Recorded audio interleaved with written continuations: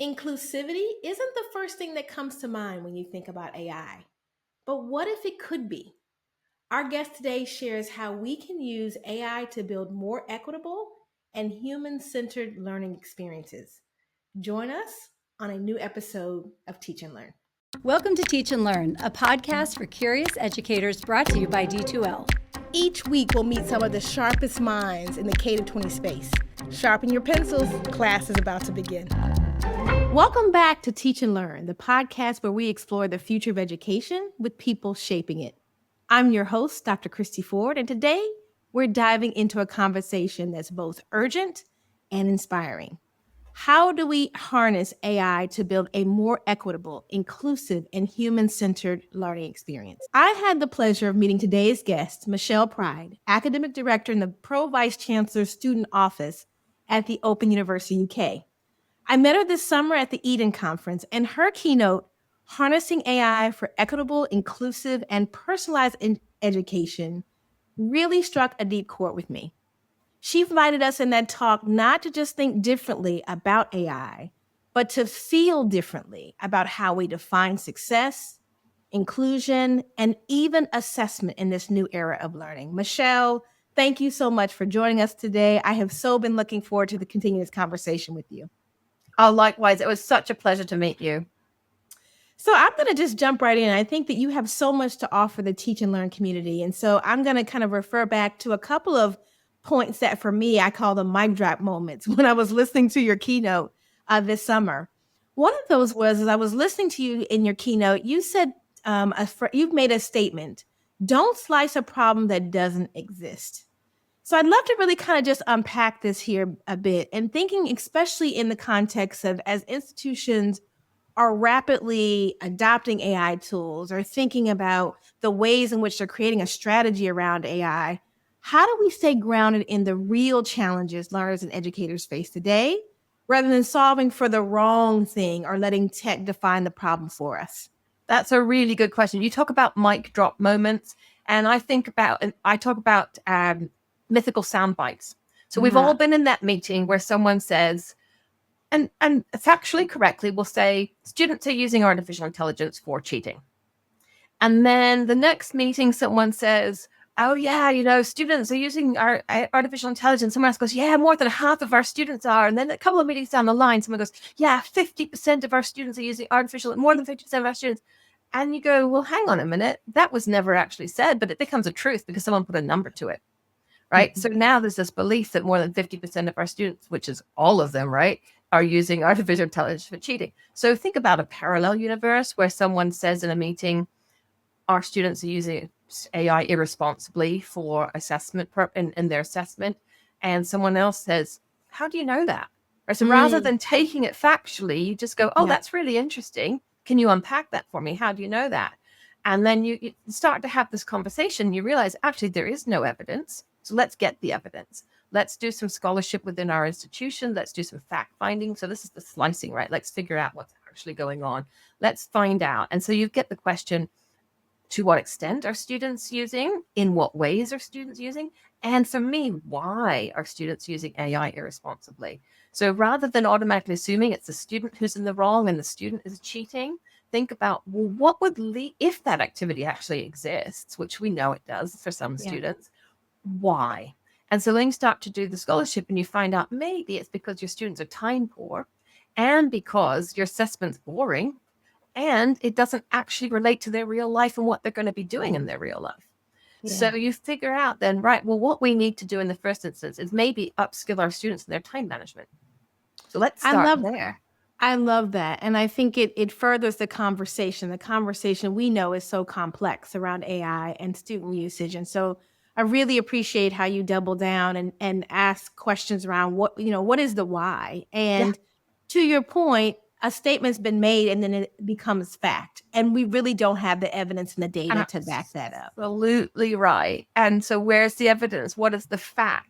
And so it's really important that we start exploring, get to the crux of it, because it may well be that we should have looked at assessment a long time ago and we've been using the same assessment for the last 10 years. And of course, students are going to cheat because not only can they use AI, they can go to an essay mill and get an answer because we've been doing the same assessment for the last 10 years. So let's really understand the behavior. Let's really understand the problems with our own assessment and really break it down and slice it into the pieces that then can be solved. So that for me is how do you slice a problem that doesn't exist, figure out what the actual problem is, slice that up, and then find a solution to it. And I think for me, I also really believe that AI is a revolutionary technology. However, as it in its current state, because it's been around for 50 plus years. However, I think more importantly, as educators, we don't need to focus on that. We need to focus on solid pedagogy. And what is it that our students need? What are we giving our students? Are we giving them what they need? I would wholeheartedly agree with that. I think focusing on the pedagogical approach, you also talk about in your response the andragogical approach and pedagogical approach, right? To really thinking about learning. And if we focus on that, you've done some amazing work, and Open University is really known for innovation in learning at scale. And so as we're having this conversation, I wonder, can you give us maybe a window into the types of AI research or pilots or practices happening across the institution right now, and particularly given your area of emphasis, those tied to student success, equity, or teaching innovation? Absolutely. So the Open University, just for people who don't know, we've been around for 55 years. And it was a brainchild in the 60s. It was, well, we have a lot of people who need education but can't go to education and aren't our traditional students. So we are a distance-only education, higher education provider. And of course, at that point in time, it was on the television. So we broadcast on the television, and then we had our own post office service. We posted things out. We recorded feedback for students on cassettes and sent the cassettes out to students so they could put the cassette in and play it at home to get their feedback. So we've been doing all kinds of things before other people started doing it. And then we got into the online learning. And of course, when I started working at the Open University, people said to me, "You'll never get a job anywhere else because no one else does distance learning." Well, then came COVID. Surprise. So actually people are now very interested in what the OU is doing. So we have a unit called the Knowledge Media Institute. They've been doing AI research for years and years. I have to put a disclaimer out there. My husband works in the Knowledge Media Institute, so I'm a little bit biased about the work that they do. But they have been working with LLMs, large language models, for a long time. They're mostly text-based, so they have the world's largest repository of open access scientific peer-reviewed journals. They've got about 50 million full PDF texts. They've been collecting them for 10 years. It's called Core. So that's a great tool. So what we can do, we can have Core GPT. So we build an AI on top of it, and then students can interrogate it to get a real peer-reviewed, verified source when they're doing their own research or when they're doing their assignments and they need some more information. We have also a place called the Institution of Educational Technology, and they've been working on learning analytics for a long time. So we're very lucky. We have 160,000 students a year. So we've got loads of data. So I was, before we started, I was talking a little bit about my PhD, which I'm doing currently. And I was just like, oh yeah, here's 1.2 million records for you to look at, right? That's incredible that we have access to that. And then I can do some analysis on those records. You talk about success, really understanding what it takes for students to be successful. So we've got those things that are AI driven and have been around for a little while. More recently, we've been doing scholarship into, is our assessment robust? So looking at different AI tools, looking about, is our assessment robust? We did a project across the entire university. We looked at 17 different types of assessment. And I was part of that group. I was led by my colleague, Liz Hardy. And in that, we looked at only one type of assessment at that time actually could outperform ChatGPT. And this was an action plan that students had to do, and they had to bring it back to a real life scenario. And it was quite prescriptive as well. So that was really great to look at the different, we had evidence then to say, yeah, our assessment does need to move on. These are all the assessment types that actually students can game if they want to. We have the computing department, of course, is doing a lot of research. And interestingly, I thought our modern languages department, because machine learning has been used for translation for longer than the Gen AI has been in the public domain. So they're kind of 2 years ahead of the game in this and understanding how students are using translation tools, right? So it's very interesting how they've been looking at their assessment, and we've been learning from them and what they're doing in their assessment. And then we've created a digital literacy framework specifically through an EDI lens. So equality, diversity, and inclusion is what we say in England. I think it's DEI is what you say in the States, maybe. But equality, diversity, inclusion, accessibility. With that lens, what are the critical digital literacy skills that our staff need? So we've been working on that. We have an AI agent that is for staff. And what happens is a student submits a query. It goes through the AI agent that writes an email. And that email then is picked up by a staff member who triages it, makes sure that it's right. It's saving a lot of time for our staff. And then our staff can say, rather than having to rewrite the same emails over and over, they can then actually spend the time looking at the details of that query and getting a much better response back to our students. So that's a real human in the loop in working with our students. Our students we're a 4 nations university. That means England, Northern Ireland, Wales, and Scotland. So our students are all over, globally as well, but predominantly 4 nations. So this is a great way for us to be able to engage with our students. We're running a big festival. It's called Fiesta. My colleague Miriam Hauk has set this up. It's a 2-week AI festival. We're running it. It's for all staff, and it has all kinds of things that you could possibly imagine related to AI and education. And it's free, and everything's recorded. People can drop in and drop out. And that it's also what I like about that is it's colleague led. So we just opened it up to the institution and said, come and deliver sessions. And we've got more than 50 sessions that colleagues have stepped up to deliver. So it's not costing us. Like in a time when it's really financially tight in the sector, we've got our colleagues coming and sharing their experience and their knowledge. And we've got a few outside speakers coming in as well, which is great. We're developing it's called Know Our Students. But when I say that, people think I mean 0 hours, but it's knowing our students. It's just the way I pronounce it. So Know Our Students architecture, which builds on learning analytics to a much higher degree so that we really understand who our students are, their motivations for studying. And that's going to become our platform for personalization, which, we can talk about in a bit if you're interested.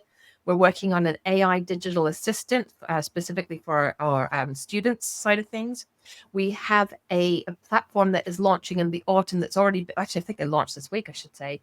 It's a student performance tool. So students can go in and track their own progress, because one of the things that we find institutions do is that they don't let students see the data that they have about them. Yeah. And this is very much about being transparent with the data and students seeing the data. So we've got that coming out as well. We have something that's really important for equity, and that's called an inclusive curriculum tool. Okay. And we've been working on this for about 5 years. This inclusive curriculum tool is a way for every module team to review their curriculum materials and see, is it inclusive? So, for example, we'll look at language, we'll look at case studies, we'll look at images. There are lots of different ways that we look at it through different lenses. So we look at it through ethnicity, we look at it through socioeconomic status, we look at it through mental health and well-being. So it's a way of making sure that your curriculum is truly inclusive and representative. And we are now digitizing that. We're AI enabling that tool. So the AI tool can actually do the initial review, and then it gives our tutors, our staff, more time, our academics, to actually update the curriculum to make it more inclusive. So that's one of my personal favorites. And we're also working on an AI-enabled student success coach. So how can we better support our students? AI-enabled, human-supported. So there's loads going on. Like I said, so in summary, we've got our Knowledge Media Institute that's doing lots of tech stuff and real heavy research. We've got the Institute of Educational Technology that's looking at the educational side. And then we've got academics across the institution doing all kinds of great work, trying to improve the learning experience for our students.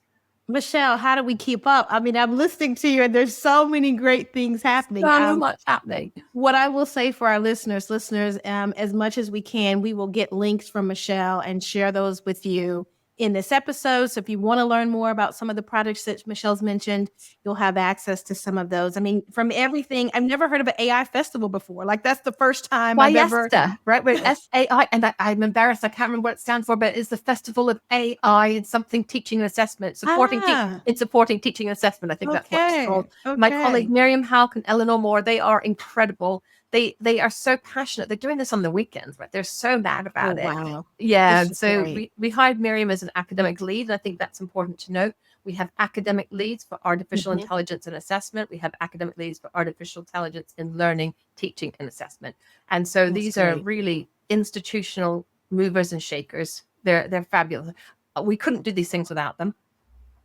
So you've offered so much. I want to make sure that at some point in this episode, I want to get back to the assessment piece, but let's move into talking a little bit more about personalization. I really think this was another piece from your keynote that I really found powerful when we talked about, we need to know what is personalization in the time of AI. And so how are you, as you shared a couple of high level examples, how are you and your colleagues really thinking about that definition? And really, maybe how has it evolved from previous understandings of personalized learning and the work you're doing? Yeah, that's a really good question. How's it evolved? Because personalization isn't new. And if you ask 10 people, you'll get 10 different answers of what is personalization. And it's become a buzzword. It's kind of become the savior, right? So all of those naysayers for AI, the response is, but there's personalization. And then when you break it down, it's like, well, what do you actually mean by that? So I started thinking about when I first started teaching, and then I was teacher trainer, what we did, we had differentiated learning, and I had to prepare as a student, a trainee teacher, I had to prepare my material for different activities, different levels in the class, and be responsive to the different students within my class. So I think it's evolving from there, but people seem to have forgotten that we've had differentiated learning. Microsoft has had adaptive exams for a very long time. So I was very fortunate to do my Microsoft certified solutions developer and systems engineer, systems developer, solutions engineer, whichever way around it was, can't remember now. But all of those tests are adaptive. So, if you got it right, then the next question would be make it harder or easier and see where you land. So we know about these things. They're not new. So 2 years ago, I ran a project called the Future of Learning and Assessment. And we were setting up the terms of reference, or the what we were planning to do. And I wanted to put the word personalization in it. And a colleague said to me, well, we already personalize our learning. The students have a personalized tutor. They get personalized feedback. She's like, why is that different now? And that really gave me pause for thought. And I thought, well, yeah, but that's a really narrow view of personalization. So what do we mean by personalization? So I started to unpick that a little bit. And I began to explore what it means in the AI era. So we consulted with over 1,500 students and staff and asking them what they thought personalization meant to them. And the recurrent theme was around student choice. Now, interestingly, in who you ask, you get it's the institution making the choice for the student, right? No, you got to flip that. It's the student making the choice that is best for them. So I think in the AI era, it's about, yes, we will have learning analytics to recommend and nudge students, but we really have to help students become more autonomous learners. We really need to enable and facilitate more choice for our students. And we need to shift that thinking. One of my colleagues has this great idea. His name is Matthew Moran. And he has this idea that there will be no textbooks in the future, right?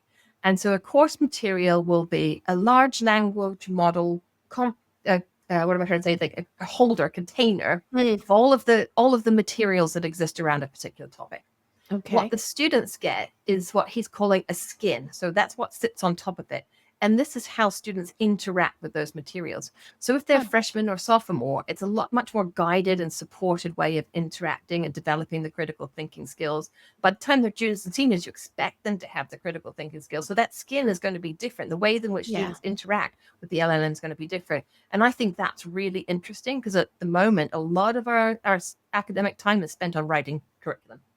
So, as I listen to you talk about that, Mychelle, that's really an interesting concept because really you're talking about kind of this knowledge ecosystem, let's say around social psychology. And if it's a skin that's on top of it, then you're, maybe through Socratic method or other ways, you're really asking students to engage with that content as opposed to read, discuss, evaluate, right? Absolutely. The way that we've done learning historically.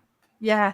I think it's fascinating. I think the opportunities are unbelievable. I think co-creation is really important. And so we hear this all the time, but that's another buzzword. So what do we mean? And for me, it's about co-design with a representative student body who are remunerated, right? Yeah. No, don't get students to do it for free. Figure out clever ways, if you don't have the money in your institution, that you can remunerate students for their time. We've said earlier they're time poor.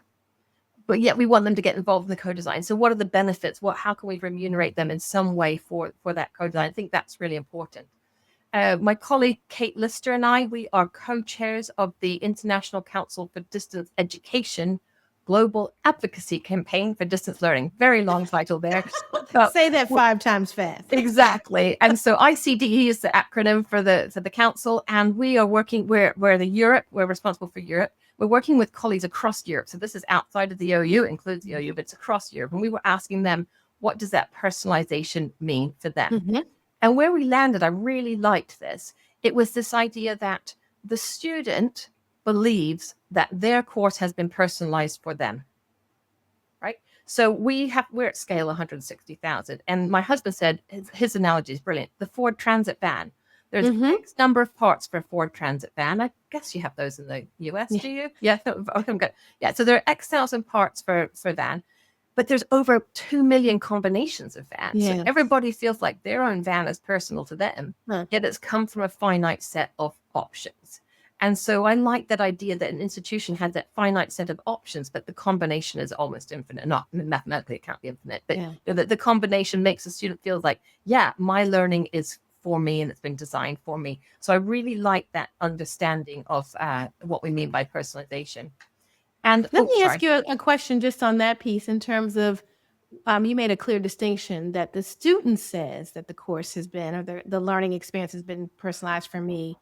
As you think about the assessment side of that, how are we consistently checking in with students to be able to your earlier point, or what I made as an earlier point in terms of you helping us redefine what are the metrics we use for success? Yes. And how can they be more inclusive of our learners? And so I'm just thinking about that and wondering, how do we make that paradigm shift at institutions when we've historically been just so focused on traditional metrics? And structure, right? Traditional structure. Yes. So we work with students on this, on students' perspective, and I'm going to look at some notes because I want to get it right what the student said. So the student said they want AI to generate personalized learning materials so that each student has different course materials and different assessment.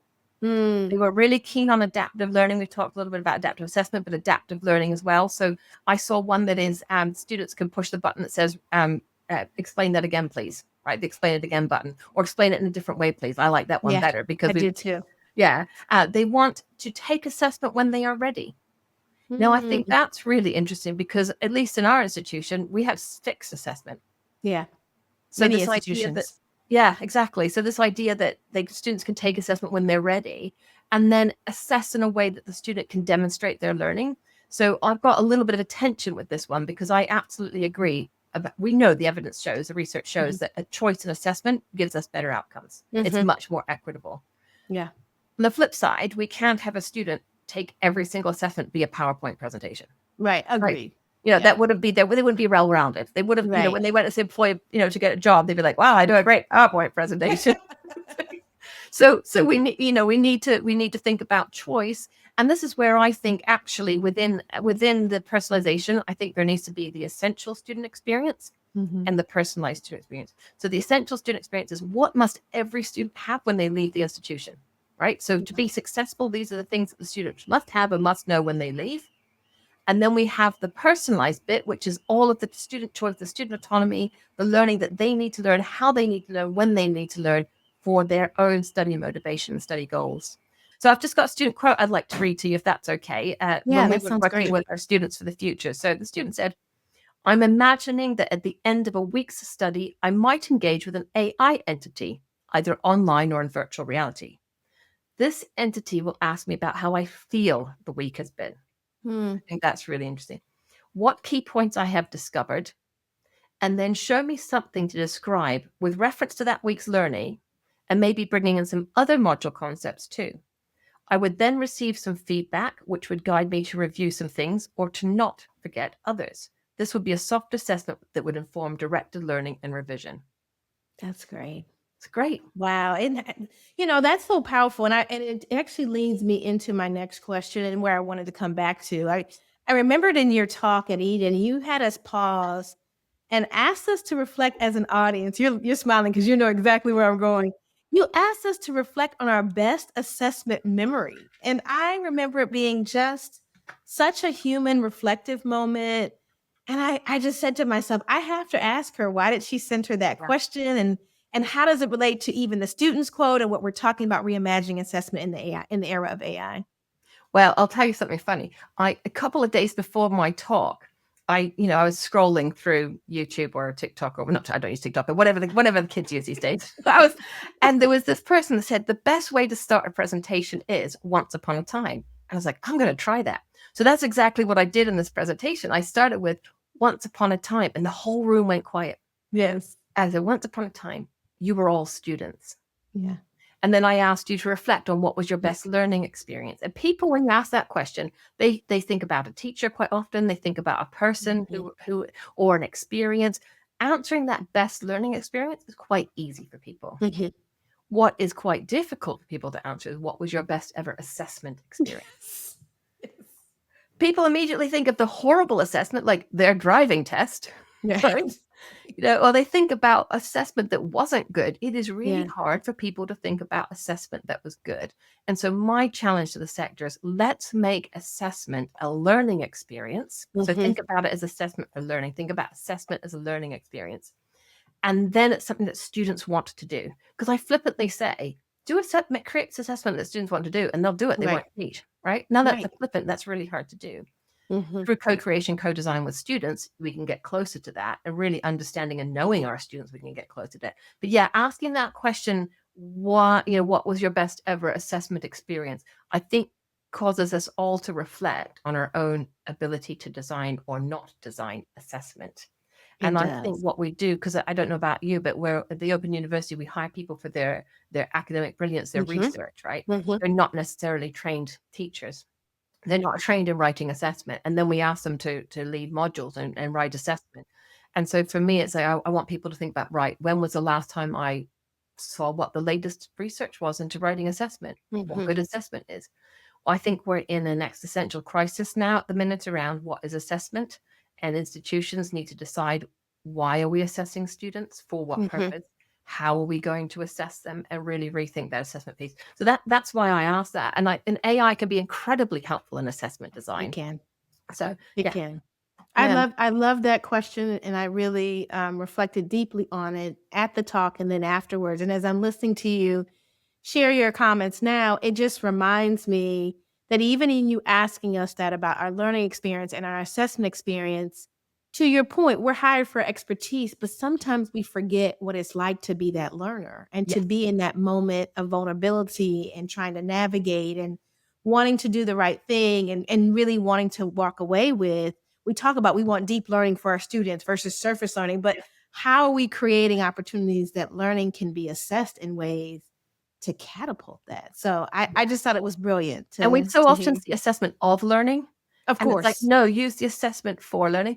And just to your point there about forgetting what it's like to be a learner, I would encourage everybody to do a hobby that you're rubbish at, terrible at, because I figured that out. Like, I always thought you had to be good at your hobbies. And I love ice skating. I'm mad about ice skating. I skate 3 mornings a week. Oh, wow. Absolutely mad about it. I am terrible. It humbles me because it makes me remember what it's like to find it difficult to learn. That's right. And then that I can take that with me, because many of us educators were good students. Yeah, and it's we true. don't know what It's it's like to struggle. Yeah. Well, So- and then you get to remember that joy of learning, right? Because as I'm listening you talk about ice skating, I can hear your passion and your joy around it, no matter if you're proficient or not, right? I hear Exactly. that and that passion there. And I remember the high fives that my coach, he hardly ever gets that high five. I had 2 in 5 years, right? I remember the high fives. Oh, and then this morning was quite funny because I said, we better go to the Berry for this one. He's like, he goes, actually, we're getting off ice for this one. We go, that is it. He just was scaffolding your learning for you. Scaffolding and learning. And that's so important. That's so important. Yes. And that whole, so for me, it's like, really, I want people to really dig down deep and think about their own assessment experiences and think about how it could have been better. That's right. And quite often people will reflect on an assessment experience that was terrible, but the end result they were really proud of. I don't want that. I want people to reflect on assessment that really works.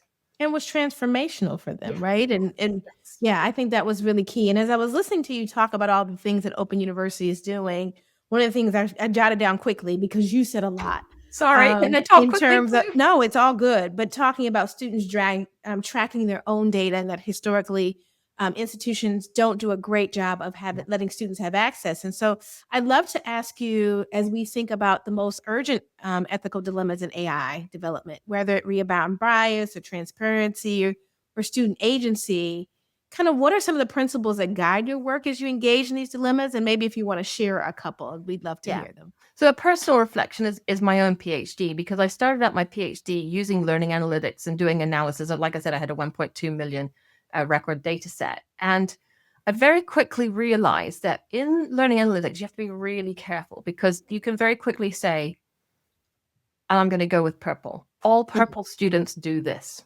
Yes. Right? Yes. And you could fill in the blank with any demographic. It would be very easy to say 75% of our purple students don't achieve, rather than actually understanding that it's because it's the way that we teach that 75% of our purple students don't achieve. So I think it's that for me, there's a huge risk around deficit thinking in learning analytics, and saying, identifying students at risk based on demographics, when actually the research shows it's behaviors. Are they engaging with your virtual learning environment? Are they engaging with their tutors? So for me, there's a piece around that. The next piece, which I think a lot of people talk about, is the source data being biased or skewed. So large language models are very, we say white Western, right? But then even that Western is skewed, because I'm from New Zealand. And if you put New Zealand in the middle of the map, then it changes West and East. It does. So it's thinking about that too. But we really need to think about that. We've worked so hard at the Open University on inclusive curriculum, and we could be very careful, very easily go backwards if we used LLMs that had biased data sets in them. So that's important as well. We talked about the transparency. Students need to know what data you have on them, how you're using it. If you have a dashboard that shows how students are performing, then let the students see that too. However you measure it, whether it's outcomes, whether it's attendance, whatever it might be, but let students see that too. I think that's really important. I think there's a risk to trust being broken with students if you're not sharing the data, if you're using it without and explaining why and how it's being used. I think that's really important. I think if you're creating tools with your own language learning, large language models where you're populating them, that's fine. But if you're buying in bespoke solutions, I think that's a problem, because we don't know what data set's been trained on to create that bespoke educational solution, off the shelf educational solution, I should say. Student agency is really important for me. That's a real ethical piece that we need to make sure that we are using technology wisely and responsibly to ensure that our students are have agency. We need to think about the digital divide, so digital poverty. We know these subscription prices for the best tools. A lot of our students can't afford those. Or, I was just looking at some of the debt rates, the incredible debt that people get themselves into, and we don't want to be adding to people's debts by expecting them to have technology and use technology. So we have to be careful about that. So for me, I've got a few principles that I try to follow. Engage with students early and often. So I think, we used to talk about Microsoft Word or whatever product you use, save early, save often. And I like to say with students, engage early, engage often. So I've seen too often where a decision is made and then they go and say, we'll get the students as critical readers. And then you don't take on board what the students say because it's too late in the process. So it's really, really important that you bring students in early. I also think you need to meet the students where they are. And I don't mean necessarily physically, although that's helpful too, but understand their backgrounds, engage in those backgrounds, enrich in your own curriculum, learning and assessment with their backgrounds, not with your own backgrounds. I think that's really important. We've all had that teacher who, that if you want to get him off track, you just say something about golf and then off he goes with his golfing, right? So it's actually about understanding your students, knowing your students, engaging with your students where they are. Every day's a learning day for me. Nothing surprises me anymore. I like to come to things with an open mind. I want to learn. I want to hear what people are saying. And ultimately, for me, the ultimate way to navigate all of this ethical tension is to be a kind human. And if you're a kind human, then you're going to go right. This is why I was like, Mychelle doesn't know it, but she's going to be a good friend and colleague, and she's coming on. Oh, well, I love your talk too. I mean, let's flip that for a minute for our listeners. If you have not heard Cristi speak, oh my God, you were brilliant. I got so inspired in hearing you speak. So yeah, absolutely. I'm so happy. Well, I'm glad that we have connected. And as the listeners connect with your work, I want to leave with a final question for you. That if we, we've talked about a lot in this episode, but if we think about the next 5 years, to you, when you think about all that you've shared in this episode, what would meaningful progress look like to you in terms of AI and its role in creating more inclusive and responsive higher education systems? Like, Where would be some positive indicators of change? So inclusion baked in, not bolted on, right? So we design for inclusion, we design for mattering, and we design for belonging, right? So we move beyond just that inclusive approach, but we think about mattering and belonging. We design with our students. So for me, it would be absolutely normal to have students involved. There's a North Star for me, and that is and I don't like that phrase, but I've just used it. Every student comes to your university and has a brilliant experience, and they've achieved the best of their abilities without needing special treatment, right? Oh, look, here comes a cat. I told you might turn up. That's right. So that our students, and I think that's really important, that our students can access, they can study, they can achieve without having to ask. Now we're sitting on my mouse. Without having to ask for differential treatment. And I think that's really important, is that we have our students feel included, respected, that they matter, they belong. I think assessment redesign, I would love to ask that question in 5 years' time of a cohort of students who have just come through. Yeah. What was your best assessment experience? And they go, oh, there are too many to pick one. There are so many brilliant assessment experiences. I'm confident in my skills as I go out into the real world, or I continue on to more higher education. So that assessment redesign piece is really important to me. The data transparency we've talked about. I think the second to last one I'll talk about is staff capacity. So it's all very well for me to say, this is the essential student experience. Every single student is going to achieve this. If we don't support, train, develop, encourage, foster, nurture our staff to be able to deliver that, absolutely. and we are setting our staff up for failure, because we'll say to the students, this is what you're going to get when you come to us. This is what you're going to have when you leave. And then they can just turn around and say, well, your staff didn't do that for me. So we have to have well staff. We have to have nurtured staff, supported, developed staff in order for our students to be successful. And finally, I would love just to be able to say that students from all backgrounds, regardless of what that might mean, feel seen, supported, and able to achieve. Man, I echo Utopia, all of those, right? all of those sentiments. I'm living, and I believe, I really thank you for being here, because I think that people like you continue to move this work forward, and us elevating these conversations and pushing the boundaries. It's really how we're going to get there. So thank you so much for being here today. Really a pleasure. I could have talked to you for another hour. Thank you for giving Gary a cat cameo. That's right. That's right. I really appreciate you being here, Mychelle. Thank Thanks you for joining asking me. And I look forward to our collaborations as we move forwards. Absolutely. I feel the same. Thanks again. Thank you so much, Cristi. Thank you to our dedicated listeners and curious educators everywhere. Remember to follow us on social media. You can find us on X, Instagram, LinkedIn, or Facebook at D2L, and subscribe to the D2L YouTube channel. You can also sign up for the Teaching and Learning Studio email list for the latest update on new episodes, articles, as well as masterclasses. And if you have liked what you've heard, please don't forget to rate us, review, or share this episode. And remember to subscribe so you never miss what we've got in store. You've been listening to Teach and Learn, a podcast for curious educators brought to you by D2L. To learn more about our K through 20 and corporate solutions, visit d2l.com. Visit the Teaching and Learning Studio for more material for educators by educators, including masterclasses, articles, and interviews. And remember to hit that subscribe button. And please take a moment to rate, review, and share the podcast. Thanks for joining us. Until next time, school's out.